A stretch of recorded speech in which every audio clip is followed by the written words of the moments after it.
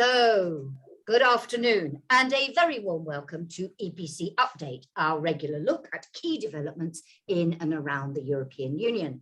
My name is Jackie Davis. I'm a senior advisor to the European Policy Centre, and with me this week, as always, are Janis Emmanouilidis, Director of Studies at the European Policy Centre, and Fabian Zuleeg, Chief Executive of the EPC, and our special guest this week, and we're delighted to welcome her, Nathalie Tocci, Director of the Istituto Affari Internazionali, IAI, and a member of the EPC's governing board. Nathalie, a very warm welcome. Lovely to have you with us. Just a little bit of housekeeping before we start. As always, totally interactive. I have some questions for our panel, but please do, if you want to ask a question, either click on the Q&A button, not the chat, the Q&A button, and please be brief, or click on the raised hands button if you prefer to speak.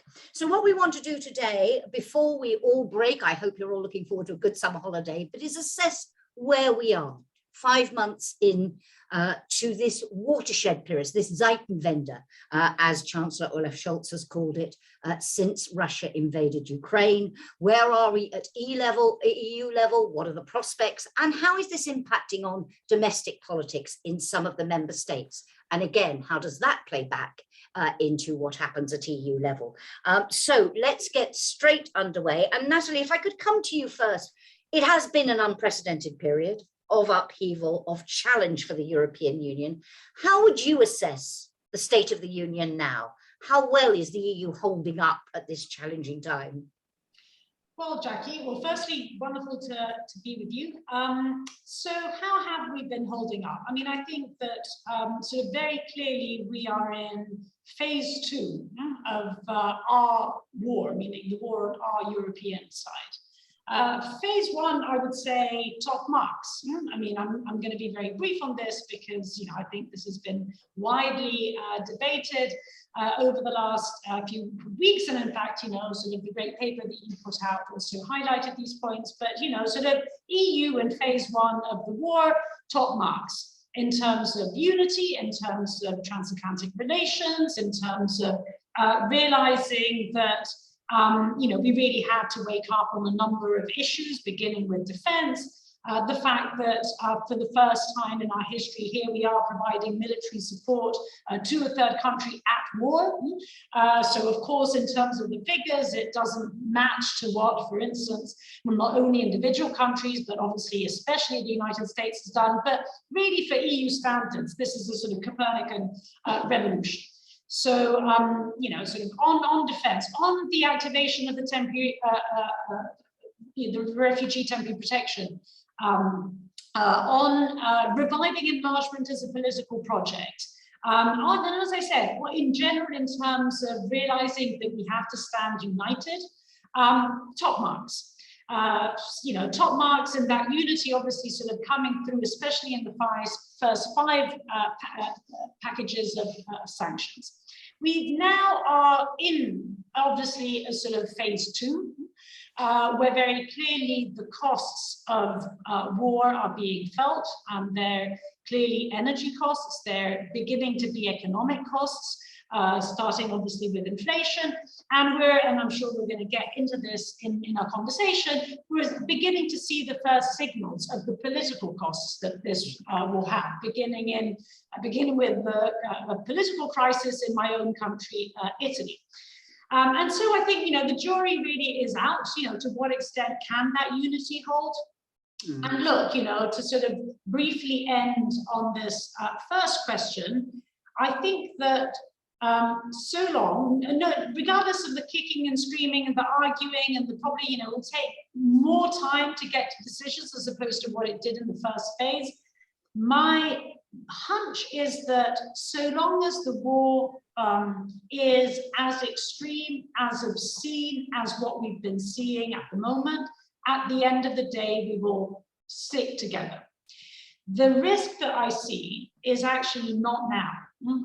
So the risk that I see is not only as a consequence of the fact that we're going to be in an energy crisis, we are in an energy crisis, an economic crisis, and et cetera, et cetera. The risk that I see if that is then coupled with reduction in the level of violence by the time we get to the autumn, the winter.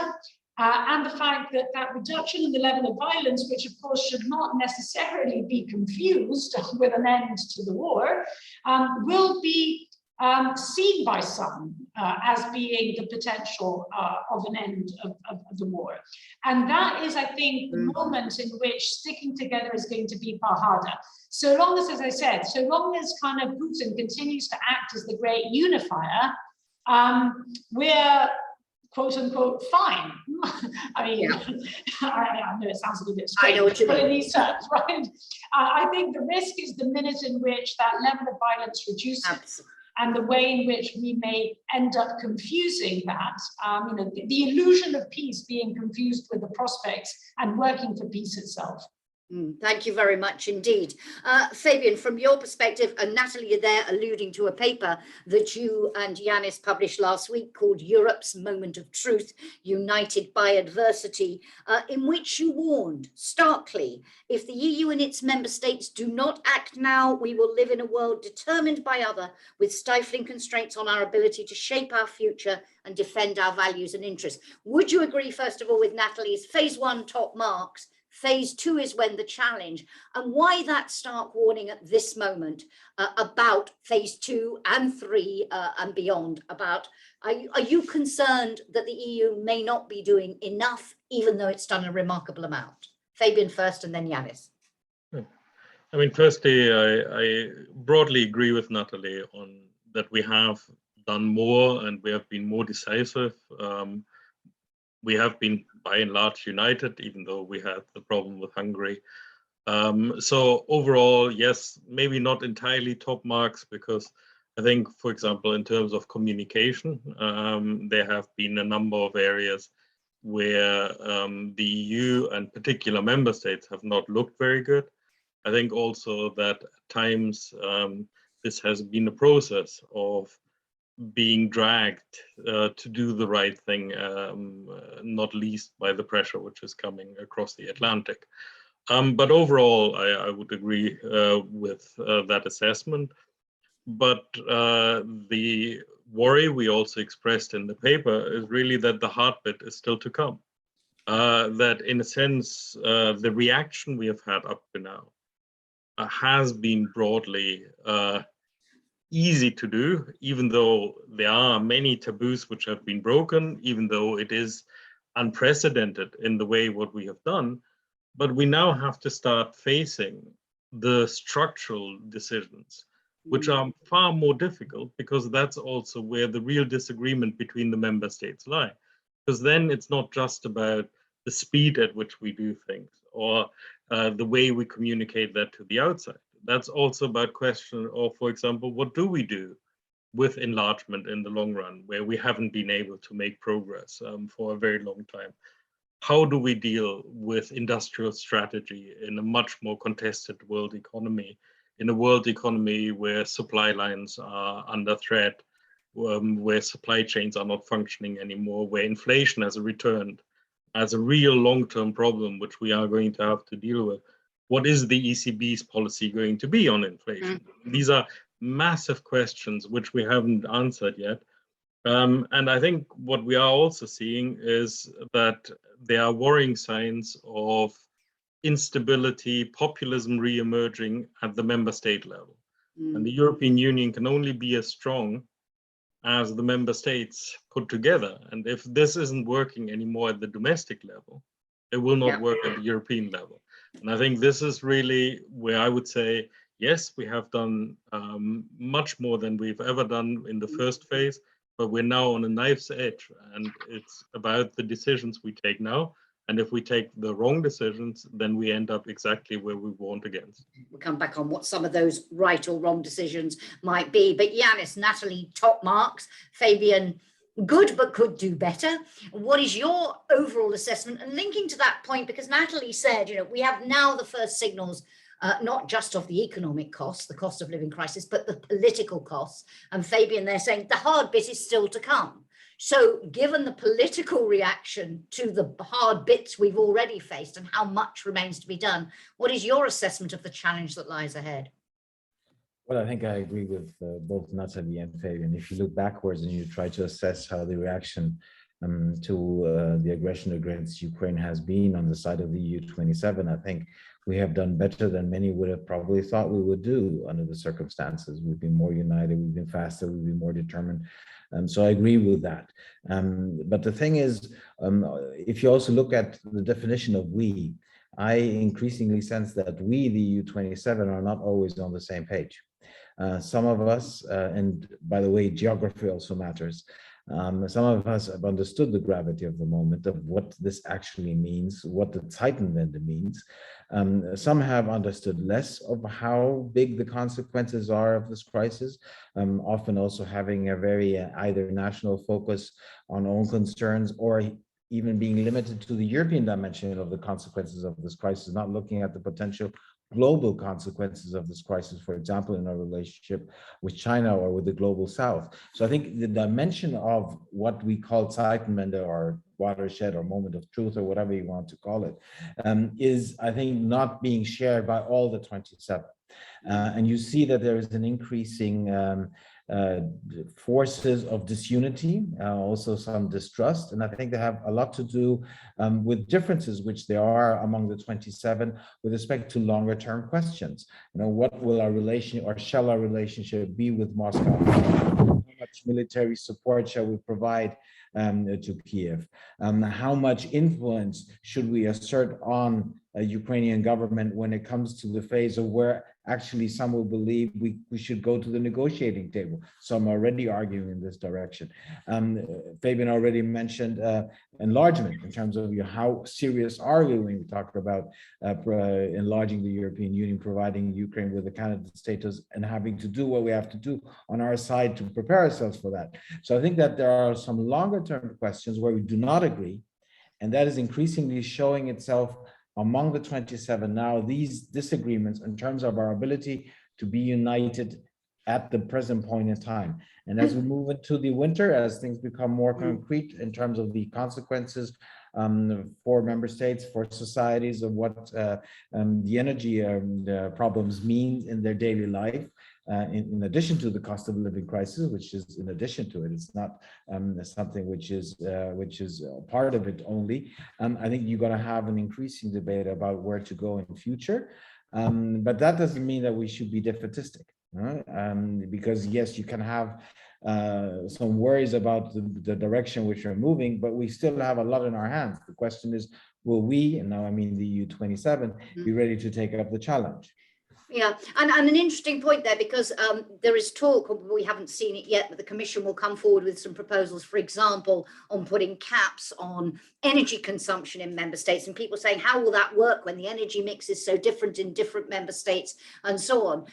Do you think is this going to be the moment? Nathalie was implying that the real crunch for unity will be if the threat is perceived to be less, if I can paraphrase, Nathalie, where you were coming from on this. There may be then a moment when the cracks become much bigger, while the level and the behavior of Russia in Ukraine is so outrageous and so shocking, everyone holds together. But do you think that is where the cracks come, when the threat maybe from Russia is perceived differently? Or do the cracks come from when you ask member states who are already having to take difficult decisions, you ask them at EU level to sign up to those sorts of things? Where do you think the risk is? That's what I was saying. I already see the cracks. Yeah, it's but not that the cracks are coming. The question is whether these cracks will become bigger, and where at some points they might even become unsurmountable. And Nathalie is right. The closer the conflict is to us, the closer the pictures of the conflict we have in front of our eyes, the more there is a pressure to do something about it. But on the other hand, the more the effects and the consequences of the war in Ukraine are being felt at the individual member state national level, and you would have an increasing amount of people arguing, why do we actually have to do all this? We should care about our own interest rather than about Ukraine. And this has to do also, and that's something which Fabian mentioned in a half a sentence when he was talking about communication, about the way we have communicated about this crisis, about what the nature of this crisis.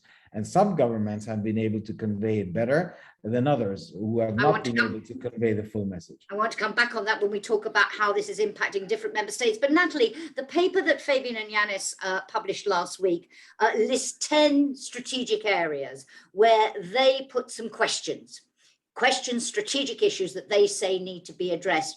As you look to the future, and I'm not really talking so much about the shorter term now, but those longer term structural issues that Fabian referred to, what for you are going to be the key defining issues? Okay, so looking at it sort of, sort of slicing this up in policy terms, really, I think that the area where the direction of travel is the clearest is actually energy. I think that on energy, the die is cast. It's going to be extremely painful in the short term, but that short-term pain is not going to deter, I mean, it's not going to actually deter us, simply because it can't. So there's not a world in which we will go back to where we were. And as I said, it's going to be a matter of 1 year, 2 years, 3 years, short-term pain, but the direction of travel, I think, is a clear one. I think that in terms of enlargement, I think that's another, which and Fabian was referring to this. I think that we have already exited the phase in which we lived in the illusion that we could avoid enlargement. Basically, somehow assuming that although not exactly surrounded by shining democracies, but basically, you could afford not to enlarge, given that also, let's face it, enlargement does come with at times a heavy price tag. And of course, the fact that on the one hand, we've been talking about enlargement, and on the other hand, we have been suffering from some of the unresolved internal questions of not having reformed the EU in order to be better equipped for enlargement, see Hungary. The fact that these two things have been happening at the same time, I think, have awakened us to the reality that whereas we cannot avoid enlargement, we no longer live in that world in which we could have the luxury of choosing whether to deepen and to widen. We kind of have to do both at the same time, and we don't know how to do both at the same time. We've kind of tended to do these things sequentially. So I think enlargement is another sort of key area. A third area is obviously security and defense. And I think that whereas it is very clear that NATO is in the business of the defense of Europe, it is not quite clear what European defense is in the business of, given that it's not going to be primarily concerned with the defense of the continent. Arguably, it was never meant to, but still, when some lived in the world in which, sort of NATO was assumed as being brain dead, there could be, in a sense, sort of thinking along those lines. NATO is not brain dead, and so we know what NATO will be doing, but it does raise the question as to what the EU will be doing on security and defense. Now, some parts of this answer have emerged. Okay, we will be doing more as far as industry is concerned, as far as funding is concerned, but I think operationally it's not quite clear what we will be doing. Can I just quickly follow up on that in terms of the impact of Sweden and Finland joining NATO? Does that change the EU debate on security and defence, Nathalie? Or do you see that as, okay, they're joining NATO? Do you think it will change their role within the EU debate and therefore the EU's position on this? Well, I think, on the one hand, Sweden and Finland joining NATO, on the other hand, Denmark joining CSTP, you basically have these two institutional frameworks that increasingly overlap. And given that they increasingly overlap, and one has a very clear mandate, we know what NATO will be doing, as I said, I think it just simply raises the question of what is it that the EU will be doing. And the obvious answer would have been, well, the EU can do North Africa, Sub-Saharan Africa, the Middle East, it does the South, given that another thing which is also very clear is that NATO has exited its out of area operation state. And yet, although it would be obvious for the EU to do more in the south, we're also living through a phase in which the one member state that had traditionally pushed for this the most and that had and demonstrated greatest will and capability to act in the south, i.e. France, has obviously been rowing backwards on this. Absolutely. Absolutely. So, as I said, not very clear what the EU will be doing. And at the moment, we see that what it is doing on security and defense is actually very little, operationally speaking. Yeah, thank you. Fabian, don't run through all 10, and I'll also ask Janis the same question, but which of those strategic areas that you outline in the paper, where you raise these guiding questions, as you call them, which do you think will be the most important, looking at the longer term? I'm going to be a little bit more pessimistic than Nathalie. And that's because I think one of the reasons why it's difficult to pick an area is because of the nature of the perma-crisis we're in and the interrelatedness between these different areas. So it isn't enough to be able to say we're going to address one area, because very quickly we're going to see that what happens in those questions we haven't addressed is then constraining us in terms of what we can do in those areas. And we can end up in a situation where, for example, we talk a lot about common defense. Now, common defense doesn't make much sense if we're not going to start talking more seriously about common procurement, if we're not going to start talking about more seriously about a common industrial policy, a common also external policy. How do we deal with our strategic vulnerabilities we have? Who do we get our technology from? All of those questions. So all of these questions are directly linked. And very quickly, we're going to find that if we're just trying to fix one area, then we're going to run into problems. The whole area of energy. I think there are already worrying signs that one of the casualties of the extreme cost, which is going to be borne by the combination of this war and the cost of living crisis, inflation, which is coming from the energy sector, could be that we are abandoning the goals of climate action, the goals of the Green Deal, because there is an affordability question. There's a question around how do we deal with fiscal policy? If we have to make all of these investments in all of these different areas, are we going to have the same kind of economic governance we have? So it's the interrelatedness. Yes, and we have to decide, yes, we have to prioritize certain actions, but we cannot neglect looking at this as a coherent whole. And that's why also Janis and I were talking about strategic decision-making, actually sitting down, thinking these things through, and that we have to do in common. And even in those countries where some of this discussion has started now, there was an article by Scholz, which touches on a number of these areas. But what you still see is it's very national focused. There's very little discussion around how does that look like across borders in Europe. Thank you. Janis, the paper also says EU institutions and member states should expect and prepare for the worst to avoid the worst. What do you mean by that? And for you, accepting Fabian's point about the interlinkages, would you, among those 10 strategic areas, say these are the areas where to avoid the worst, we need to prioritize first? I think Fabian is right, obviously. And I say obviously because we've co-written the piece. You need to look at these different branches at the same time.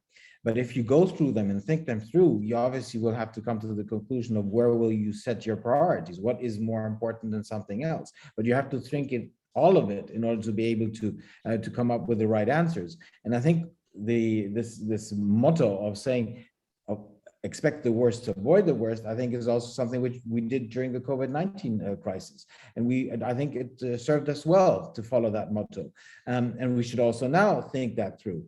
And if you think it through in terms of what the consequences of this confrontation in Ukraine means, then you actually have to do a lot more. And I'll just take up, because Fabian already referred to energy, I'll take up the two other things which Nathalie mentioned. Enlargement. On the same day where we provided candidate status to Ukraine and Moldova, we also had a non-discussion about the Conference on the Future of Europe. Now, I don't care about the Conference on the Future of Europe, but in terms of what this is telling us, we take note of the outcome of the Conference on the Future of Europe. At the same time, we know that if we want to enlarge, we need to take care of increase the absorption capacity of the EU, while we're slapping the parliament in the face, which has asked for a convention and for treaty change. By the way, we also slapped all those in the face who dealt with the conference, including the citizens who were participating in it, which was a very bad signal. On the same day, at the same summit, this is the signal we're sending. So how serious are we when it comes to actually preparing ourselves for enlargement? When it comes to security and defense, yes, we understand that we need to do more. We're concentrating mostly on NATO. It also seems that from the NATO perspective and from a lot of member states of NATO, it seems to be better for their perspective if they deal with the defense proper. But are we actually prepared for a situation where potentially in 2024 there will be another master in the White House in Washington, and will we then be prepared? And what role will NATO play? Let's hope we will not find ourselves in a similar situation in 24 like the one, or in 25 like the one we found ourselves in 22, because that means we will have to prepare. And actually, when we're spending more on defense, we are not actually coordinating ourselves better in spending smarter. And by the way, if you talk to a lot of security and defense experts and you tell them, well, do you think this is a tightening? And most of them will say yes. Do you think that we will deliver when it comes to security and defense in terms of actually cooperating, preparing ourselves for the future? Most of them will shake their heads and say probably not. So there's a discrepancy between, on the one hand, understanding the direction in which we need to go and the readiness to do what it takes to get there. And the answer you get from a lot of capitals, also some of which I know very well, and I don't mean Athens, is, well, we now have to concentrate on providing unity. We have a lot to do. We shouldn't overburden ourselves in terms of the level of ambition which we have. I think this is the wrong answer. Okay, Nathalie, I want to come now to some of the developments. You talked about those first signs of the political costs, and you mentioned Italy. So let's start with Italy. We do now see this moment of the potential collapse of Mario Draghi's government. He offered his resignation. It was rejected. There have been talks over the weekend. The situation seems to look worse this morning than it did last week in terms of saving the coalition. What is your reading of the situation? How likely is the government to collapse? I'm asking you this because you're sitting in Rome, so you have a very clear view of what's happening. And if the government collapses, how serious is this for the EU generally, but in this particular moment when we're trying to keep this unity, and Mario Draghi has played such a key role? Okay, so with the caveat that I am suicidal these days, I will try to deliberately cheer myself up and therefore everyone else. I think that firstly, it's important to bear in mind that even in the best of circumstances, this is a government that could last until next spring, in the sense that you can only avoid elections for so long. And at some point, once the legislature comes to its end, which is basically in March, you can at the very latest kind of avoid voting for one or 2 months, right? So this is basically where we're at. The second piece of good news is that if you look at the polling going on, the two parties that have taken the most ambiguous line towards Russia, in particular the Five Star Movement and also Salvini's Lega, are not going to do well. I mean, the Five Star Movement, I'm not even sure whether there's going to be such a thing called the Five Star Movement. Lega, there will be a Lega, but if it doesn't do very well, or if it does worse than what it did last time round, which I think is a likelihood, then we may well end up seeing eventually a post-Salvini Lega. So in a sense, a Lega that goes back to the good old days in which it was more of a northern Lega rather than this nationalist populist variant that it became with Salvini. Now that's more or less where the good news ends, in the sense that I think what we are likely to see as a result of the next elections, whether they take place in the fall or whether they take place in the spring, is at this point in time a right-wing government. I think that there is, though, a guarantee coming from the presidency that this right-wing government would be kind of full of respectable people that would not question Italy's positioning in the EU and in the Euro-Atlantic community. Mattarella managed in this trick, even when you have the sort of quintessential populist government with Lega and the Five Star Movement, that bad as it was, actually didn't do as much damage as one would have thought. And I think he would succeed in the trick once again. Now, I think that the real tragedy is kind of, for Italians. It's the first time that we have a government and a leadership with this level of credibility. I think that it has been, obviously great news for Italy, and it has been great news for the EU. I think, it is important. And so the implications for the EU if Draghi falls, and do you think he will fall this week, or do you think this row has some way to run before we know whether the government will survive? As you say, with that caveat of the longest they can survive would be spring anyway. But how important is this moment for Europe? Draghi will receive a majority in favor of him in 2 days' time. That's more or less certain. The question is whether he is willing to stay, given that he had said very clearly that he would only stay with the current majority being in place. Now, of course, it's anyone's guess. I don't know what the reading would be if in between, as is happening, in between now and in 2 days' time, it is impossible to have the same majority because one of its main parties has essentially imploded. Indeed. So what does it mean to have the same majority, right? And that opens the possibility for a second Draghi government. But honestly, it's anyone's guess. Now, how dangerous it is if Draghi falls now? As I said, it's not dangerous in terms of Italy, sort of dithering in terms of its support for Ukraine, but that doesn't worry me. This is why I was saying, look, the minute in which the parties that are likely to lose most from the next election are those that have been the most ambiguous towards Russia is reason for relative optimism.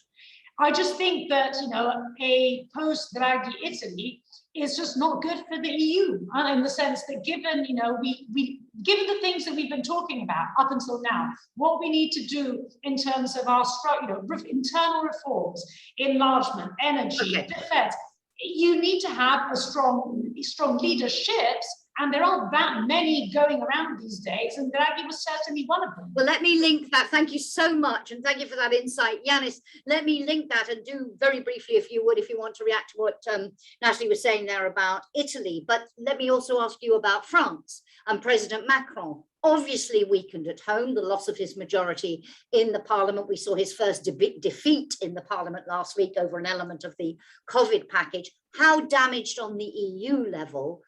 Will he be seriously weakened? Will that leadership role that he tries to play, how do you see that playing out? Then I want to come to Germany, Fabian. Seen it from and as Nathalie was doing at the end when she was talking about post-Draghi in the context of the EU. If you look at the French dimension, clearly President Macron has been weakened, and you can already see after the parliamentary elections that his role is not as strong as it potentially could have been if the outcome would have been a different one, which some had still hoped that this would be the case. So going back to the good news, he won the presidential election. Some months ago, I remember sitting together with Nathalie on a panel, and we were thinking of what happens if things go wrong in the presidential election. So that didn't happen. So that's the good news. But his position within France is now more under stress. even if it's this final term. There cannot be a third one. But he still is more under pressure, and that is also showing itself at the European level. There were some instances already where you could see that he was trying to persuade also Berlin for certain actions, and he wasn't able to do so.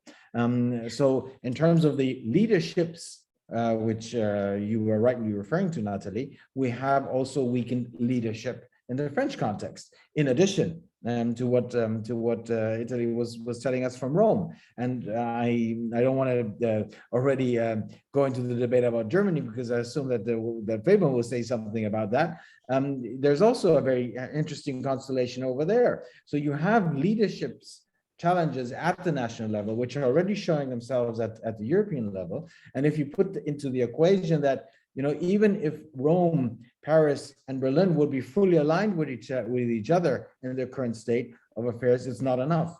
We're living in a situation where obviously, even if you would have strong leaderships in all of these three countries and they would be all aligned with each other, that would be great news. But again, even that would not be enough. So there is an extrapolation of the leadership problems at the national, at the European level, also with respect to how they're able to cooperate with others, especially in the eastern part of the European Union. And you can also already see where the leadership struggle is happening at that level. And I'll give you a chance to all talk when we've added Germany to this mix of what this might mean for the EU. But Fabian, two questions in relation to Germany. The first, and you pointed to, you said at the beginning, a communications issue, and you said particularly in some member states with respect to the war. I would suspect that the country you know best was one of those you were referring to.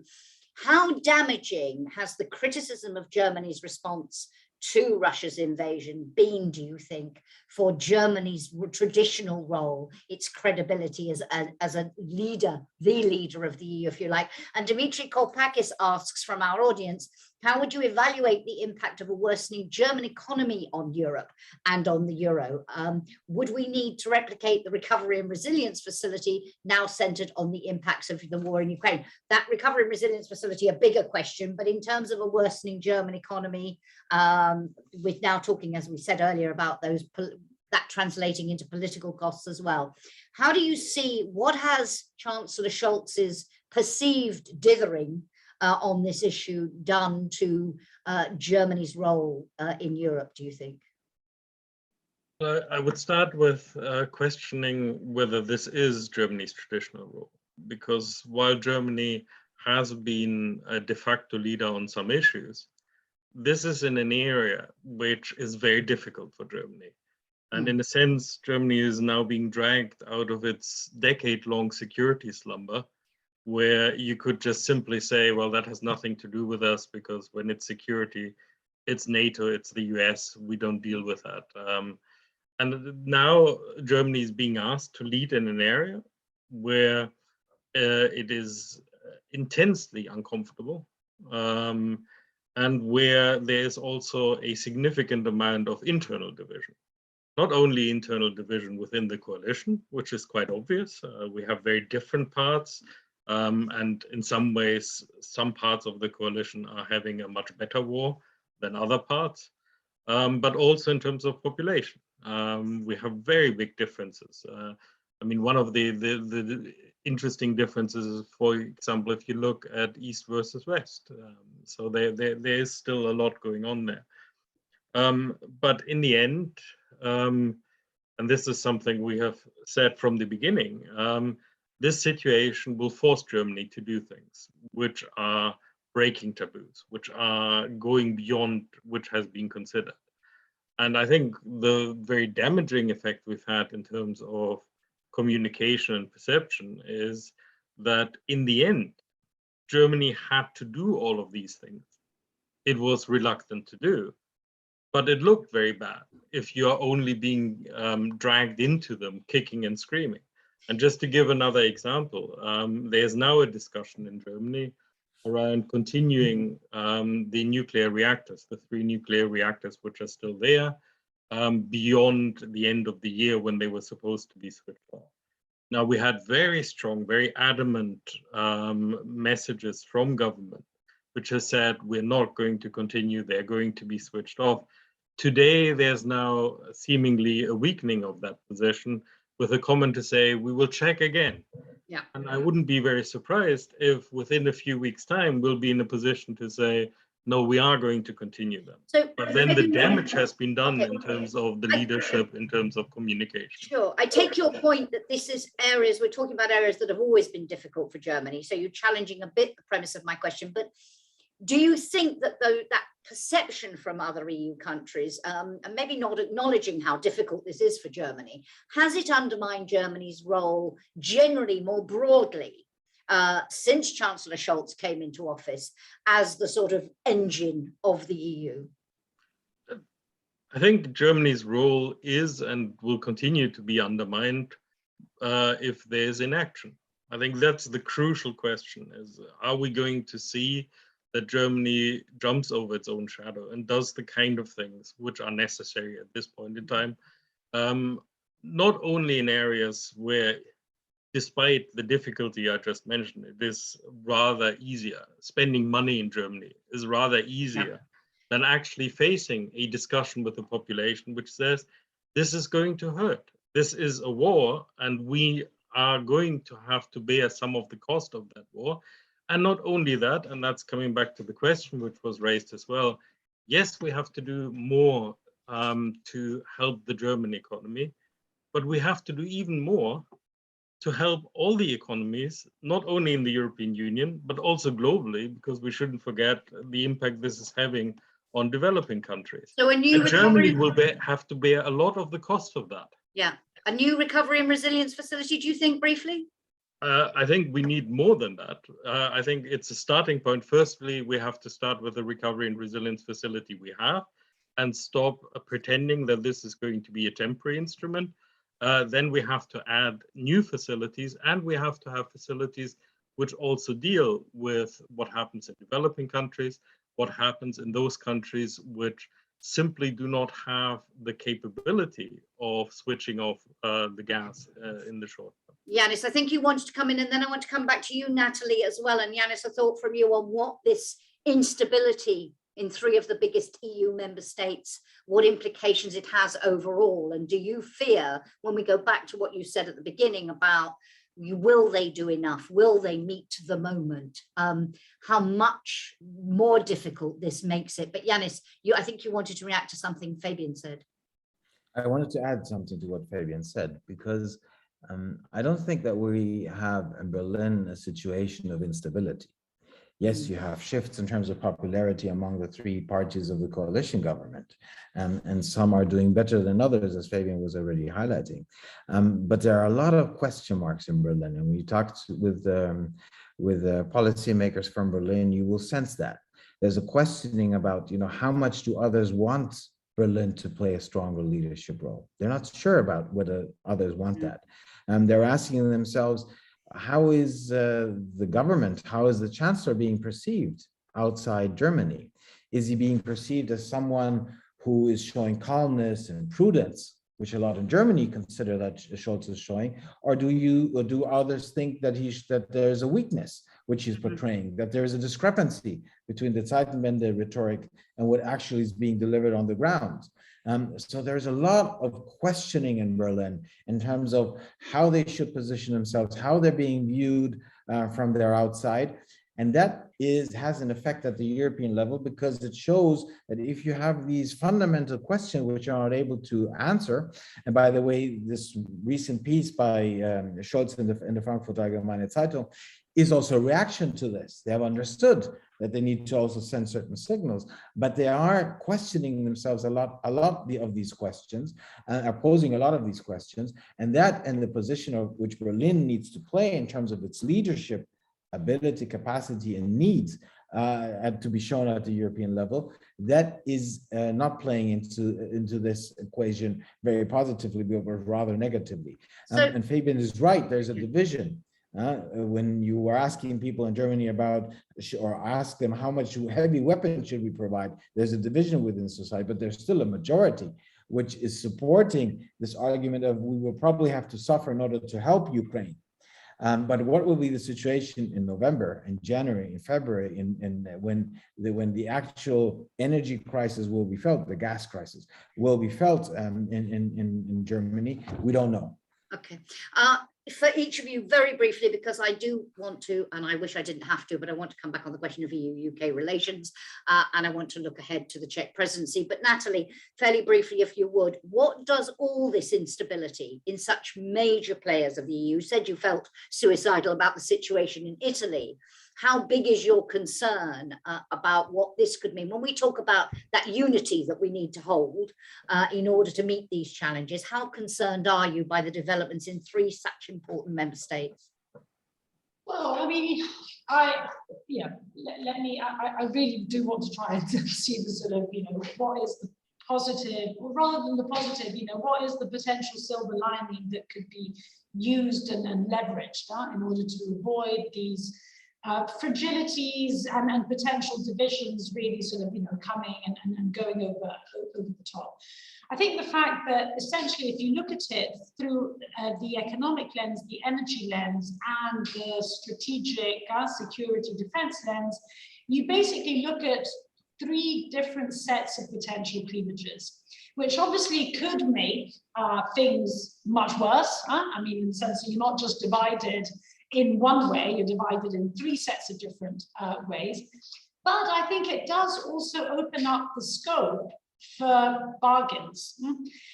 Just to take the economic energy piece of it, the fact that you have countries like Spain or like even Italy that are far better positioned compared to Germany, and that actually will need to come to the rescue when solidarity is invoked by Germany in the midst of a gas crisis. That is actually something that could be used in order to move towards the kind of things that Fabian was saying in terms of making a recovery and resilience fund something more structural and eventually lead to something else. So, the fact that basically the gives and the takes in these 3 sets of areas, each one of which is problematic and divisive, that I think because it regards slightly different geographies and member states, and here we come back to the leadership question, if you have capable leadership, then actually those potential linkages can be drawn and built on. But absolutely fascinating. Solidarity, we've always said, is a 2-way street. Now it's Germany that's going to need some solidarity to help it. Fabian, for you, in terms of how serious this moment is because of this political instability, you mentioned it right at the beginning as a key concern. How serious is the situation overall, do you think? I think it's hard to overstate how serious the situation is. I think certainly in terms of Western Europe, we're facing a situation which hasn't been there since the Second World War. Yes, we've had some of these issues. Certainly, we've had energy crisis. Certainly, we've had populism. We had political crisis. We had European integration crisis. But this is the nature of the perma crisis. It is all coming together and it's feeding on each other. We haven't even mentioned COVID, which is still in the background, which looks like it's having some form of return in autumn. Yep. We haven't mentioned a number of the other areas. Yes, we have touched on cost of living, we've touched on inflation, but this is really, I think, a test for not only the European Union. This goes beyond the European Union as an institution. This is about the way we can defend our interests and values in this very different world in which we're living. Absolutely. And Janis, therefore, not a time when you want to see this level of instability in several key member states. No, but I think that given the pressures member states will be feeling from the consequences of the situation, we will probably see that there will be more pressure at the national level, that there potentially might be other sources of instability. And you can see it also in other countries where they're totally different issues, but they have a link to the war in Ukraine, the cost of living crisis, the effects of that, of the economic effects of the crisis of the war in Ukraine on many EU economies. And so you will have these negative effects. But I think that the situation is very serious in terms of the consequences of the war. And I think as time progresses, we will more and more realize how severe the consequences are, and that they will not be gone away, that those who still think that there is some way of modified status quo ante which can be reached at some point, this is all delusional, but that we will also will understand that we are under time pressure to find a reaction also to some of the questions which go deeper, which we're trying to avoid now because we fear that this will lead to even more disunity. I think that we will increasingly understand that we need to prepare for that. And that's also where think tanks like ours, I think, need to add to the discussion while we currently at the political level are not able to have it.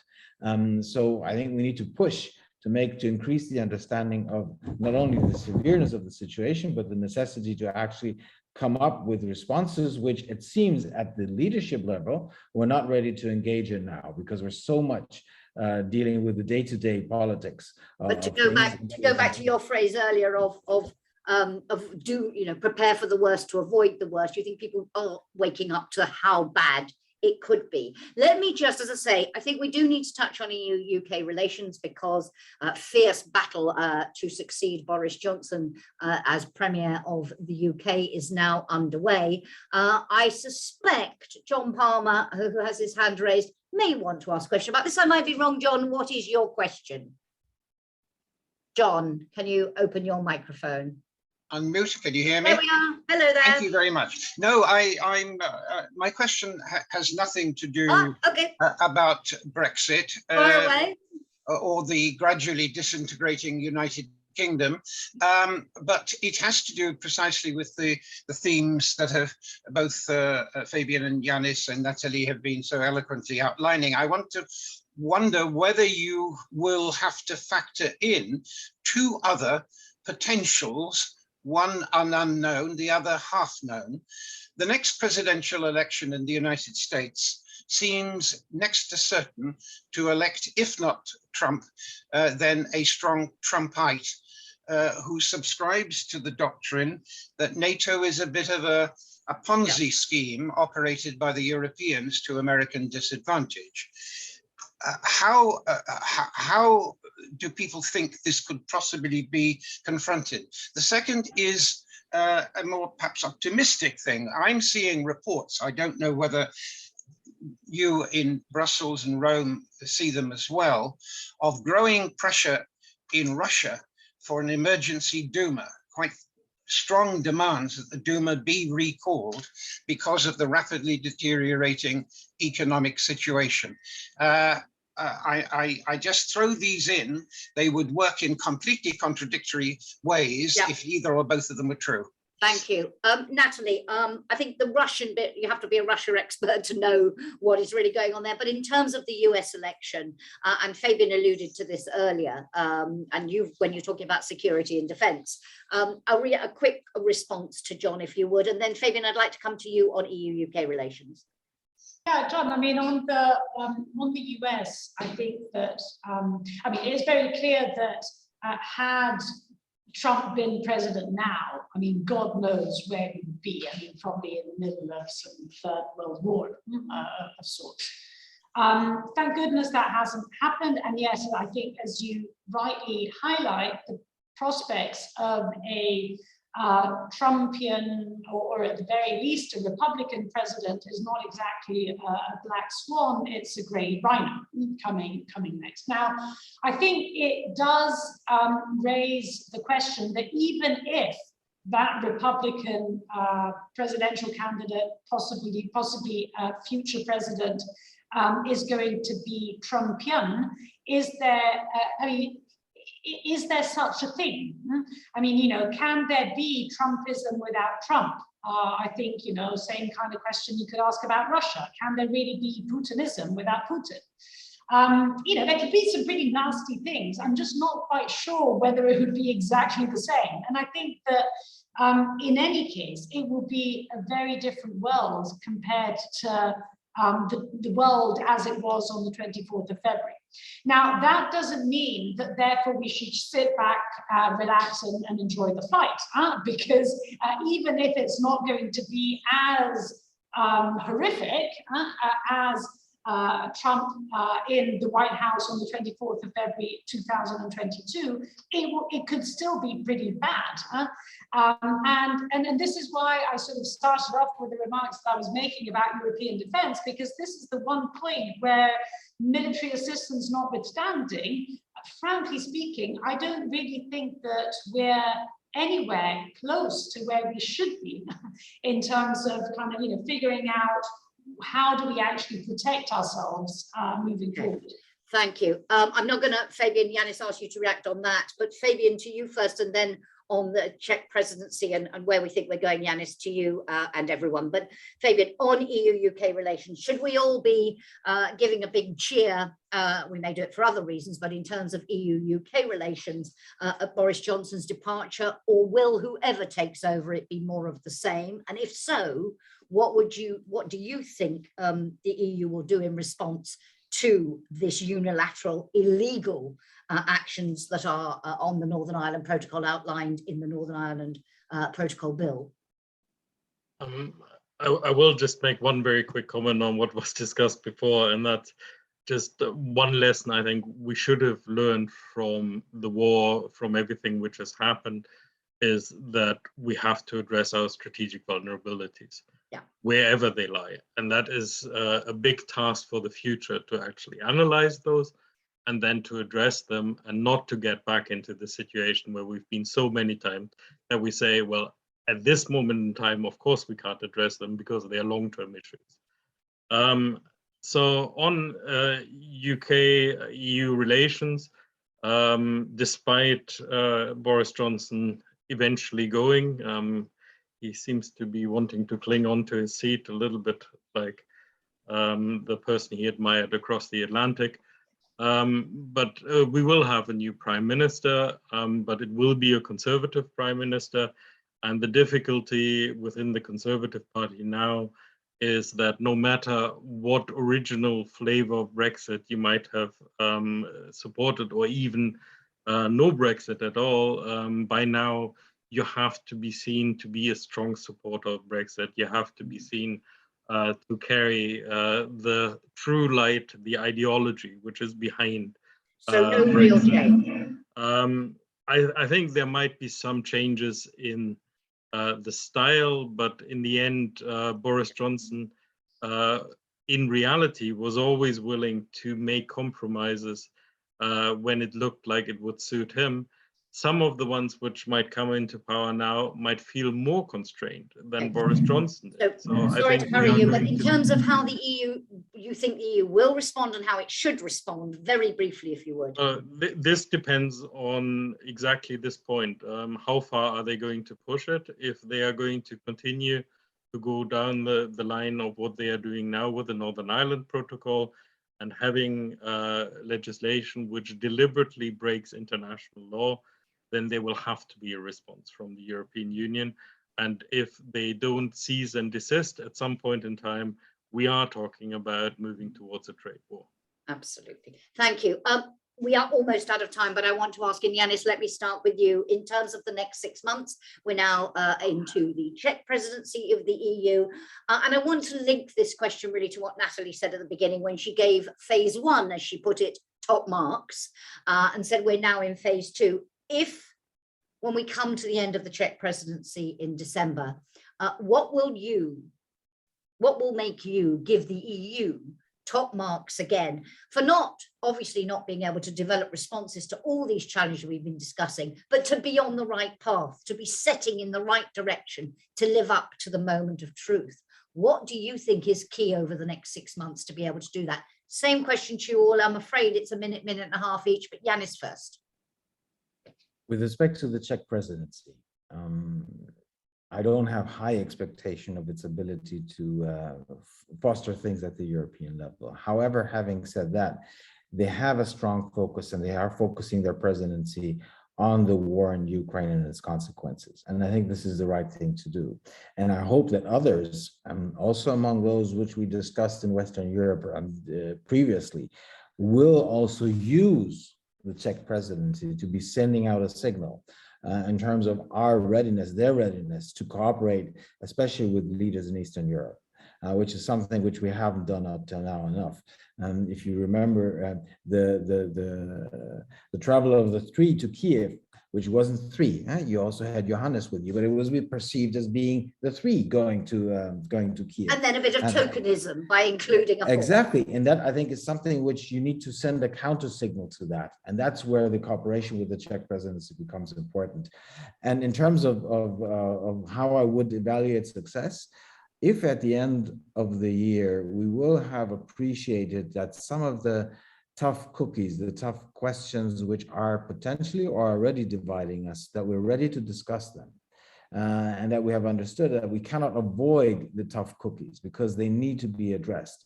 I think that would already, if we move in that direction, not saying that we are addressing them, that we're solving them, that we're moving in that direction, that I think I would already be happy. By the way, also because this, if we don't tackle these things, when a smart populist like DeSantis, for example, enters the White House, if we don't settle these things, we will not be prepared. And then the worst of potential outcomes of after 24 will materialize. So a lot also depends on our ability to react to the situation the way we should be reacting to it in order to avoid the worst, which potentially would show itself after 24. Thank you. I'm going to give Nathalie the last word. So Fabian, your key determinant of whether you think we're on the right path?